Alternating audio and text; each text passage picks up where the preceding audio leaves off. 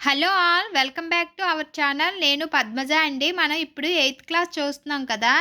8th క్లాస్లో తెలుగులోని నేను అయితే సెమిస్టర్ 1 సెమిస్టర్ 2లో సెమిస్టర్ 1 పాఠాలు పెట్టానండి. మనకి సెమిస్టర్ 1లోని 6 పాఠాలు ఒక ఉపవాచకం అయితే ఉంది. నెక్స్ట్ సెమిస్టర్ 2లో కూడా ఒక పాఠం అయితే పెట్టానండి. ఇప్పుడు మనం చిరమాలిన్యం అనే లెసన్ చూస్తున్నాము. చూడండి, ఇది సెమిస్టర్ 1లోనండి. ఇది సెమిస్టర్ 2 చిరమాలిన్యం వచన కవిత ప్రక్రియ వచ్చి ఇతివృత్తం మానవ విలువలు షేక్ ఖాజా హుస్సేన్ రచయిత అండి. చూడండి, మనం ఫస్ట్ సెమిస్టర్ 1లో ఏ పాఠాలు ఉన్నాయో చూద్దాము. చూడండి, ఆంధ్ర వైభవం ఫస్ట్ లెసన్ వచ్చి ఆంధ్ర వైభవం, ప్రక్రియ వచ్చి గేయం, ఇతివృత్తం రాష్ట్ర కీర్తి, కొండేపూడి లక్ష్మీనారాయణ రచయిత గారు. మాతృభూమి రెండవ పాఠం కథానిక ప్రక్రియ, ఇతివృత్తం వచ్చి దేశభక్తి కుటుంబ విలువలు, పవని నిర్మల ప్రభావతి గారు రచయిత. మూడవ పాఠం శతక సౌరభం, ప్రక్రియ వచ్చి శతకం, ఇతివృత్తం నైతిక విలువలు, శతక కవులు. నాలుగవ పాఠం నా యాత్ర, ప్రక్రియ యాత్రా రచన, జాతీయ సమైక్యత దర్శనీయ స్థలాలు, బులుసు వెంకట రమణయ్య గారు రచయిత. ఐదవ పాఠం సందేశం, ఖండకావ్యం, ప్రక్రియ వచ్చి ఖండకావ్యం, కష్టజీవుల శ్రమ, ఇతివృత్తం గుర్రం జాసువ గారు రచయిత. ఆరవ పాఠం పయనం అండి, ప్రక్రియ వచ్చి మాండలిక కథ, ఇతివృత్తం వచ్చి సామాజిక స్పృహ, సింగమనేని నారాయణ గారు రచయిత. ఏడవ పాఠం ఉపవాచకము, కొంతమంది ప్రముఖుల గురించి వ్యాసాలు ఇచ్చారు. సెమిస్టర్ 2లోని కూడా 6 పాఠాలు ఒక ఉపవాచకం అయితే ఉందండి. అక్కడ 6 పాఠాలు ఒక ఉపవాచకంతో 7 అయ్యాయి కదా, ఇక్కడ 8 నుంచి స్టార్ట్ అవుతుంది. 8 మేలు మలుపు, ప్రక్రియ వచ్చి కథ, ఇతివృత్తం ఆత్మస్థైర్యం, దేవులపల్లి వెంకటకృష్ణ శాస్త్రి గారు రచయిత. చిరమాలిన్యం 9వ పాఠం చిరమాలిన్యం, వచన కవిత, ప్రక్రియ వచన కవిత, ఇతివృత్తం వచ్చి మానవ విలువలు, షేక్ ఖాజా హుస్సేన్. 10వ పాఠం నాటి చదువు అండి, ప్రక్రియ వచ్చి ఆత్మకథ, వ్యక్తిత్వ వికాసం, చదువు విలువ, ఇతివృత్తం, రచయిత మామిడిపూడి వెంకట రంగయ్య. సమదృష్టి 11వ పాఠం, ప్రక్రియ వచ్చి గజల్, సమానత్వం, ఇతివృత్తం సమానత్వం, పైడి తెరేస్ బాబు రచయిత. భువన విజయం 12వ పాఠం, సాహితీ రూపకం, ప్రక్రియ, ఇతివృత్తం భాషాభిరుచి, రచయిత వేటూరి ప్రభాకర శాస్త్రి, డాక్టర్ సివి సుబ్బన్న. 13వ పాఠం ఆతిథ్యం, ప్రక్రియ వచ్చి ఇతిహాసం, అతిథి గౌరవం, ఇతివృత్తం, తిక్కన సోమయాజి రచయిత. ఉపవాచకం అండి 14వది.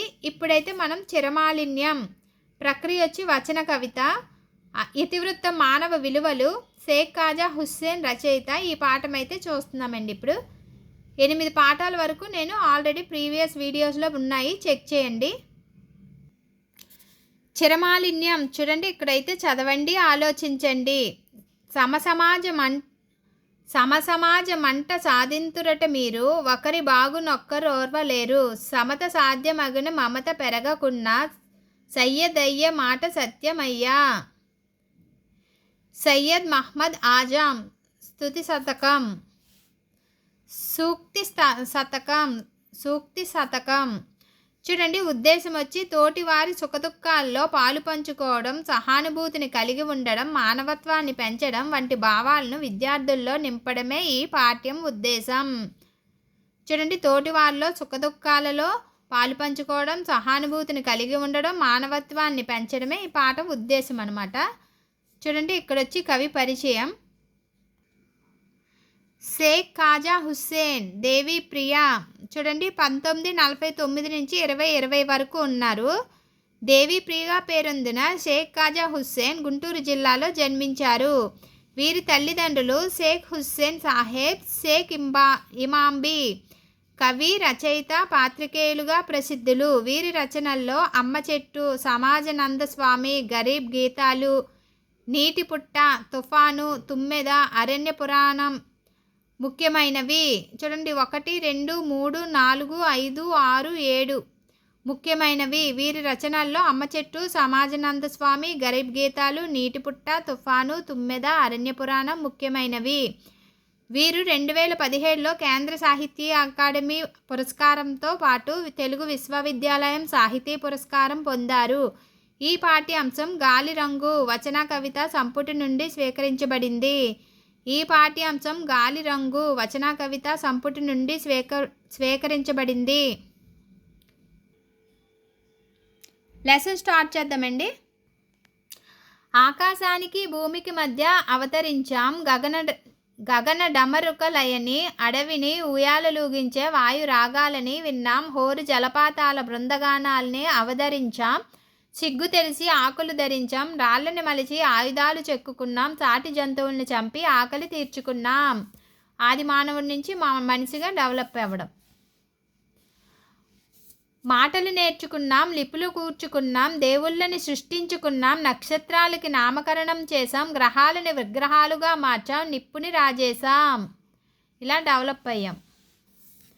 చక్రాన్ని ఊహించి దొర్లించి గిరగిరా తిప్పాం, ఖండాలు దాటిపోయాం వచ్చాం, రాజ్యాలు దాటిపోయాం వచ్చాం, రాజ్యాలు నిర్మించాం, సామ్రాజ్యాలు ఆక్రమించాం, నదులు మళ్లించాం, సముద్రాలు మదించాం, గ్రహాల మీద అడుగులు వేశాం, నియంతలుగా ఏలాం, నిరంకుశుల్ని నాశనం చేశాం, శ్రామిక రాజ్యాలు కూల్చాం, సంపదలు దోచుకున్నాం. కానీ సోదరా, మనిషి మాలిన్యాన్ని ఇన్ని నులివెచ్చని కన్నీళ్లతో కడిగి శుభ్రం చేయలేకపోయాం. కానీ సోదరా, మనిషి మాలిన్యాన్ని అంటే తప్పులు, మనిషి మాలిన్యాన్ని ఇన్ని నులివెచ్చని కన్నీళ్లతో కడిగి శుభ్రం చేయలేకపోయాం. మనిషి కష్టాల్లో మనం వాళ్ళని కష్టాల్లో ఉంటే హెల్ప్ చేయడం, ఓదార్చలేకపోవడం, పాలు పంచుకోలేకపోతున్నాం అని చెప్తున్నారండి. ప్రక్రియ వచ్చి వచన కవిత కదా ఈ లెసన్. చూడండి, చిరమాలిన్యం చూడండి వచన కవిత, దీని గురించి మనకి ఇచ్చారు ఇక్కడ.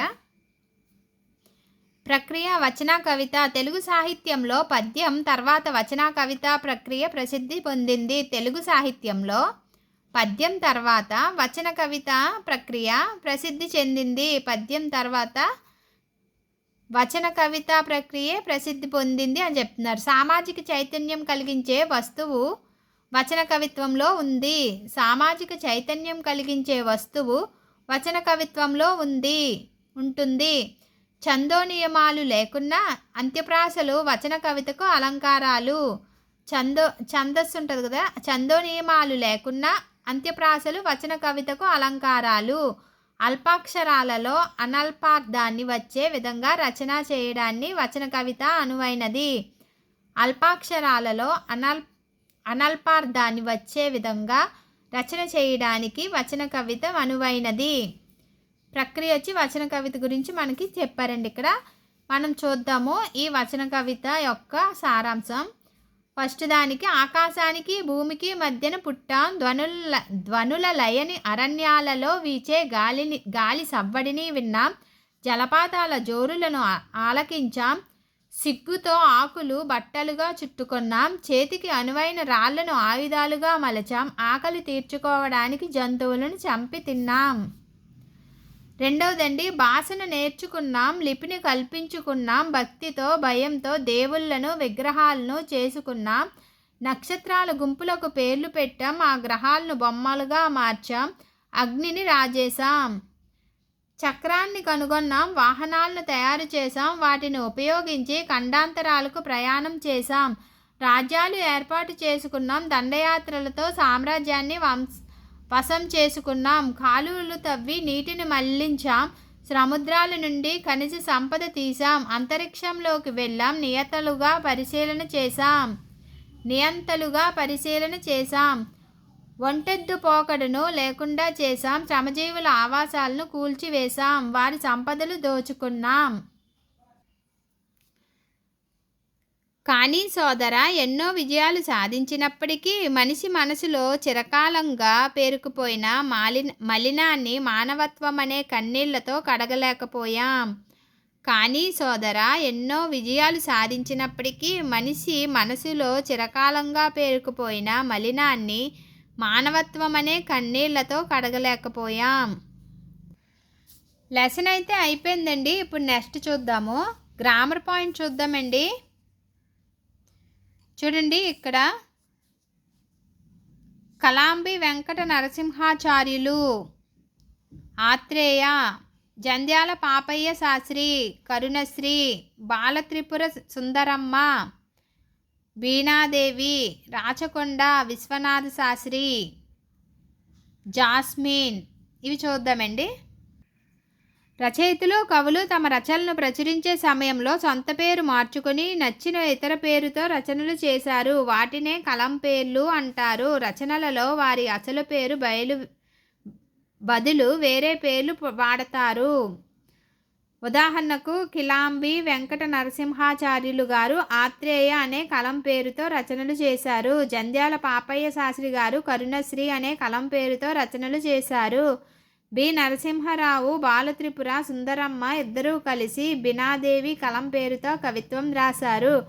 జాస్మిన్ పేరుతో రాచకొండ విశ్వనాథ శాస్త్రి కథలు రాసేవారు. ఇలా ఎంతోమంది కవులు కలం పేరుతో రచనలు చేశారు. కలం పేర్లండి. చూడండి, పర్యాయ పదాలు నింగి, ధరణి, ఆకులను, సాగరాలను పర్యాయ పదాలండి. నింగి అంటే ఆకాశం, గగనం, దివి. ధరణి అంటే భూమి, పుడమి, నేల. ఆకు అంటే పత్రము, దళము. చూడండి, పత్రము, దళము. ఆకు అంటే పత్రము, దళము, పర్ణము. సాగరం అంటే సముద్రం, కడలి, అంబుది. పర్యాయ పదాలండి. ఆల్రెడీ నేనైతే 8th, 9th, 10th పర్యాయ పదాలు వీడియో ఒకటి పెట్టానండి. నా ఛానల్లో ఉంది, చెక్ చేయండి. మొత్తం ఒక 200 వరకు పర్యాయ పదాలు అయితే పెట్టాను. ప్రకృతి వికృతులు పెట్టాను ఒక 200. వ్యుత్పత్తి అర్థాలు 8th, 9th, 10th పెట్టానండి. నా ఛానల్లో అయితే ఉన్నాయి, చెక్ చేయండి. ప్రకృతి వికృతులు చూద్దాము. గృహము అంటే గీము, సముద్రము, సంద్రం, రాజు, రేడు. ప్రకృతి వికృతులండి. నేను ఆల్రెడీ పెట్టాను ఒక 200 అయితే. చూడండి, నెక్స్ట్ మాలిన్యం అంటే మలినం, నామీకరణం పేరు పెట్టుట, నిర్మించడం, కట్టడం. ఇక్కడ ఇచ్చారు కదా అవి. సందులండి. పంచామృతం, పంచ ప్లస్ అమృతం సవర్ణ దీర్ఘ సంధి. రాజ్యం ఏర్పాటు, రాజ్యం ఏర్పాటు, రాజ్యము ప్లస్ ఏర్పాటు ఉత్వసంధి. ఉత్తరాంధ్ర, ఉత్తర ప్లస్ ఆంధ్ర సవర్ణ దీర్ఘ సంధి. ఉర్రూతులుగించు, ఉర్రూతులూగించు, ఉర్రూతలు ప్లస్ ఊగించు ఉత్వసంధి. చూడండి, సందులకైతే ఉంటాయండి, సూత్రాలు ఉంటాయి, చదవాలి. అవి చదివితే మనకి అర్థమవుతుంది. అది నేను వేరే వీడియో అయితే పెడతాను. 7 రాజ్యాలు, 7 అను సంఖ్య గల రాజ్యాలు. ద్విగు సమాసం. సంఖ్య వస్తే ఎప్పుడైనా ద్విగు సమాసం వస్తుందండి. ఆయుధ శక్తి, ఆయుధం యొక్క శక్తి యొక్క షష్ఠి తత్పురుష సమాసం. విభక్తులన్నీ చదివితే తత్పురుష సమాసాలు అయితే మనకు వస్తాయి. ప్రీవియస్ వీడియోలో చెప్పాను. దేశభక్తి, దేశమందు భక్తి. నందు వస్తే మనకి సప్తమి తత్పురుష సమాసం వస్తుంది. అక్షర రూపం, అక్షరం యొక్క రూపం. మళ్ళీ యొక్క వచ్చింది. షష్ఠి తత్పురుష సమాసాలు. తత్పురుష సమాసాలన్నీ విభక్తులు చదువుకుంటే వస్తాయండి. ఆల్రెడీ నేను ప్రీవియస్ వీడియోలో అయితే చేశాను. చూడండి, ఇక్కడ మనకి విడదీసిన విధానాన్ని పరిశీలించండి. కింది పదాలను విడదీసిన విధానాన్ని పరిశీలించండి. కుట్టుసురు, కుట్టుసురు. కురు ప్లస్ ఉసురు. కుర్, ఉసురు, కుట్. ఇది ఇచ్చారండి. చూడండి, పై ఉదాహరణలో పూర్వపదాలుగా కురు, చిరు, కడు, నడు, నిడు అను పదాలు ఉన్నాయి. పరపదాల మొదట అచ్చులు పరమయ్యాయి. చూడండి, ఇక్కడ పై ఉదాహరణలో పూర్వపదాలుగా కురు, చిరు, కడు, నడు, నిడు అంటే ఇవి ఉన్నాయి కదండి, పూర్వపదాలు ఇలా ఉన్నాయి. తర్వాత పరపదాల్లో అచ్చులు వచ్చాయి. చూడండి, అచ్చులే ఉన్నాయి. ఊ, ఆ, ఏ, ఈ, ఊ. ఇవన్నీ ఇలా ఉన్నప్పుడు ఆ సంధి మనకి ఇక్కడ చూడండి, ఇక్కడ ఏ సంధి ఇచ్చారో ద్విరుక్త కటార దేశ సంధి గురించి ఇచ్చారండి. ఇక్కడ మనకి ఎప్పుడైనా చిరు, ఇక్కడ ఉన్నాయి కదా, చిరు, నడు, కడు ఇలా వచ్చినప్పుడు తర్వాత మనకి పరపదంలోని స్టార్టింగ్లో అచ్చున్నట్లయితే మనకు అది ద్విరుక్త టకార దేశ సంధి అవుతుంది. ఈజీ అండి, చూసుకోండి, గుర్తుపెట్టుకోవాలి అంతే. మనం పై సూత్రం వల్ల పూర్వపదాల చివరి హల్లులైన రా, డా, లా ఇగోండి, రా, డా లా స్థానంలో ద్విరుక్త టకారం వచ్చి చేరడం వల్ల ద్విరుక్త టకార దేశ సంధి జరిగింది. ఇక్కడ ఇటు సైడ్ రూ డా లా అనే వచ్చినప్పుడు ఇక్కడ పరాపదంలోని ఫస్ట్ అచ్చులు ఉన్నట్లయితే ద్విరుక్త టకార దేశ సంధి ఏర్పడుతుంది అని చెప్తున్నారు. నెక్స్ట్ చూద్దాము. ఇవైతే రాసుకోండి. చూడండి, అలంకారాలు. అంత్యానుప్రాస అలంకారము శబ్ద సౌందర్యాన్ని పెంపొందించే శబ్దాలంకారాలు. శబ్దాలంకారాల్లో ఒకటైన అంత్యానుప్రాస అలంకారం గురించి తెలుసుకుందాం. అతిశయోక్తి అలంకారం ఒకటి అయింది కదండి, ఇప్పుడు అంత్యానుప్రాస అలంకారము. చూడండి, క్రింది పదాలను పరిశీలించండి. రాళ్లను మలిచి ఆయుధాలుగా చెక్కుకున్నాం, జంతువులను చంపి ఆకలి తీర్చుకున్నాం, మాటలు నేర్చుకున్నాం, లిపులు కూర్చుకున్నాం, దేవుళ్లను సృష్టించుకున్నాం. పై కవితలోని పాదాలన్నింటి చివర ఒకే విధమైన లయాత్మక పదాలు వచ్చాయని గమనించాలి. ఇలా అన్ని పాదాల్లోనూ చివరన ఒకే విధమైన లయాత్మక పదాలు ఉంటే అంత్యానుప్రాస అలంకారం అవుతుంది. పాఠంలో అంత్యానుప్రాస కలిగిన పదాలను గురించి రాయండి. ఇదిగోనండి, చూడండి, లాస్ట్లోని ప్రాస వచ్చింది కదండి. చెక్కుకున్నాం, కున్నాం. ప్రాస అంటే ఇప్పుడు ప్రాస అంటే మనకు తెలుసు కదా, ఒకే విధమైన పదాలు వస్తూ ఉంటాయి. చెక్కుకున్నాం, తీర్చుకున్నాం, నేర్చుకున్నాం, కూర్చుకున్నాం, సృష్టించుకున్నాం అంటాం. అలా లాస్ట్లో అంత్యంలో, అంత్యం అంటే చివరి కదా, చివరిలో ప్రాసలు వస్తే అది అంత్యానుప్రాస అని ఈజీగా గుర్తుపెట్టుకోవచ్చండి ఈ అలంకారాన్ని. అయితే అయిపోయిందండి, ఈ వీడియో అయితే అయిపోయింది. నెక్స్ట్ లెసన్, ఈ లెసన్ అయితే అయిపోయిందండి. నెక్స్ట్ లెసన్ వచ్చి మనకి నాటి చదువు 10వ పాఠం అండి. నెక్స్ట్ వీడియోలో మళ్ళీ కలుద్దాం. ఈ వీడియో నచ్చినట్లయితే లైక్ చేయండి. Bye friends.